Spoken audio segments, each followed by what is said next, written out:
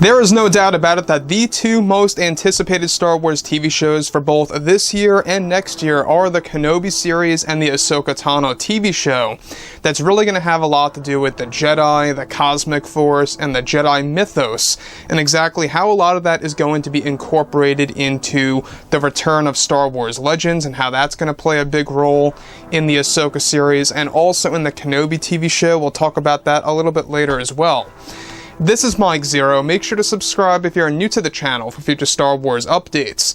Also, by the way, guys, I am on Twitter at Mike01 if you guys want to go ahead and give me a follow on there. I make sure to post a couple of entertaining things from time to time and interact with you guys further.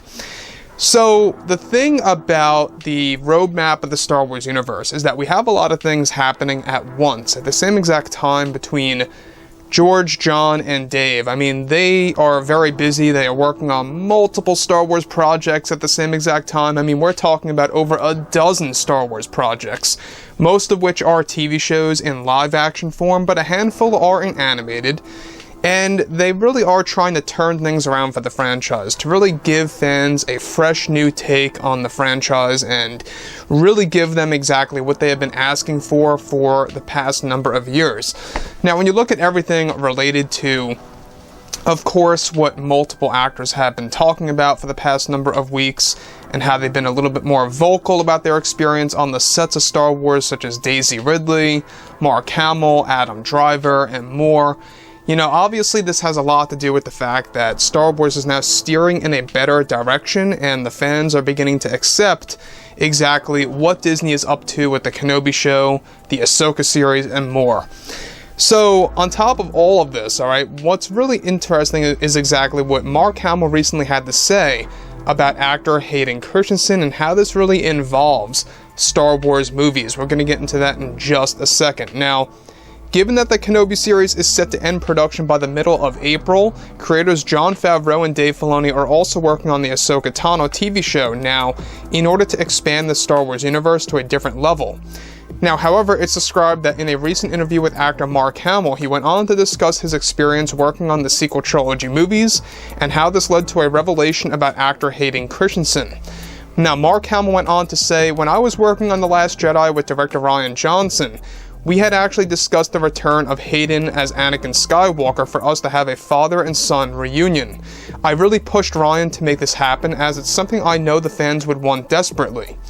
Now, Rian, along with Kathleen Kennedy, just didn't want Hayden involved in The Last Jedi, as they believed his acting capability would actually not match the theming of the film we were working on. They were very frightened of Hayden's performance based on the backlash from the prequel trilogy movies so many years ago by George. And when I look back at all these discussions and how they have Hayden back now for the Kenobi show, I just can't stop thinking of the wasted opportunity of having the father and son reunion on Ahch-To by the library. Myself and Rian had discussed Anakin's return several times, and Rian almost did it until he didn't want to bring in Hayden Christensen, as Rian felt that his acting style wouldn't have worked in the sequel trilogy movies and would have felt out of place. So, this is another prime example that Rian Johnson, at least in my book, is not a true Star Wars fan at all. You know, when you look at, everything related to what he did in the movie and what he did not include in the film, just goes to show you how out of place Rian Johnson really is with his knowledge about the Star Wars universe, his knowledge about Star Wars Legends, and the core legacy characters, right? And, it's crazy how long it's been since The Last Jedi released. I mean, it's been multiple years, and it's well past, its point now. But when we look at everything related to what Mark Hamill is saying here, is that he kept on pushing for Hayden's return. He kept on pushing for Anakin Skywalker's return in the middle film of the sequel trilogy, and nothing came out of it. Rian didn't want this. He felt that Hayden's return would have been very weird and out of place. The higher-ups over at Disney wanted nothing to do with this. Kathleen Kennedy absolutely wanted nothing to do with that. And it just goes to show you that they really just didn't want to do what fans wanted.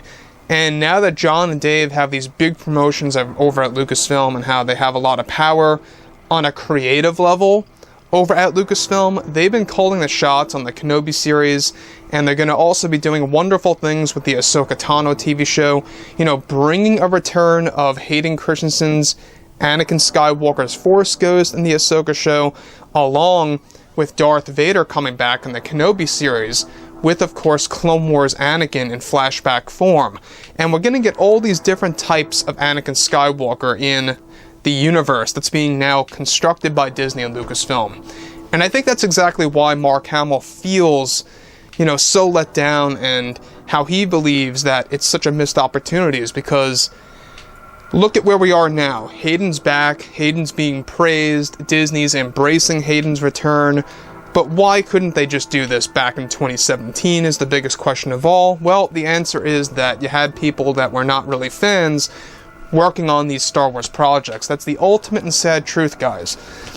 So, Mark Hamill actually goes on to say, alright, he goes on to say, other creatives at Lucasfilm at the time also wanted nothing to do with Hayden for The Last Jedi or Anakin's return. This is something that JJ, however, wanted to do with both episodes 7 and 9, however.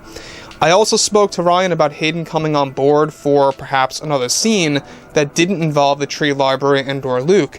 Perhaps a scene with Rey or Ben Solo or something around that. Just something to keep that Skywalker legacy alive. And through all my advice and all my attempts to get Hayden back, to get Anakin back in this story, the suits from above, corporate, always make the call and I'm just the actor.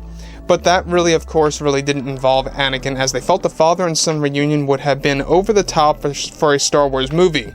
They felt it was risky including Hayden, as Kathleen Kennedy didn't really enjoy his acting style in the prequel movies. Now I say, hey, the fans love what they love, and there are a lot of fans out there that love Hayden. Again, I have to point out that he's back now for the Kenobi series. It's just a living point right now that he would have had Hayden back in The Last Jedi, and it would have worked out perfectly. But Ryan, Kathy, and Disney's higher-ups at the time really wanted nothing to do with him. For the middle film of the sequel trilogy, they didn't even give him a call or an email about that, and how this was all happening for episode 9 and went south was truly heartbreaking to realize as well.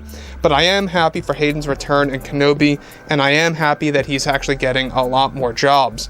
So, when you look at everything related to Mark Hamill praising Hayden Christensen, that's really nice and refreshing at the very minimum. And I know that Mark Hamill is a little bit of a flip-flopper when it comes to his interviews. Sometimes it comes off like he's against Disney, other times it comes off like he's with Disney.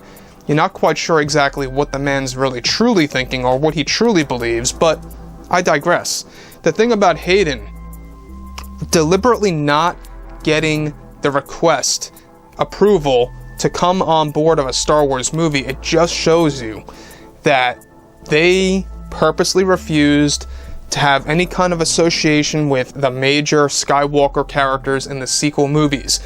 I mean, even if you look at episode 9, it's titled The Rise of Skywalker, it had nothing to do with the true Skywalkers at heart, and that was a real letdown for a lot of fans out there of why they chose that title. In fact, Colin Trevorrow's title would have made a lot more sense.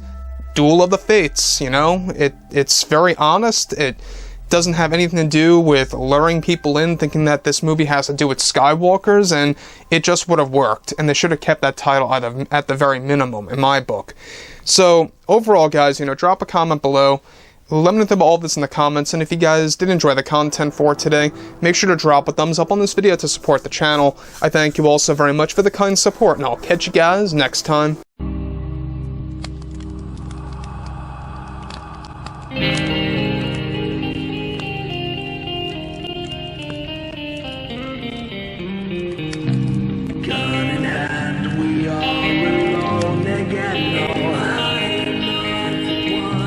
Night to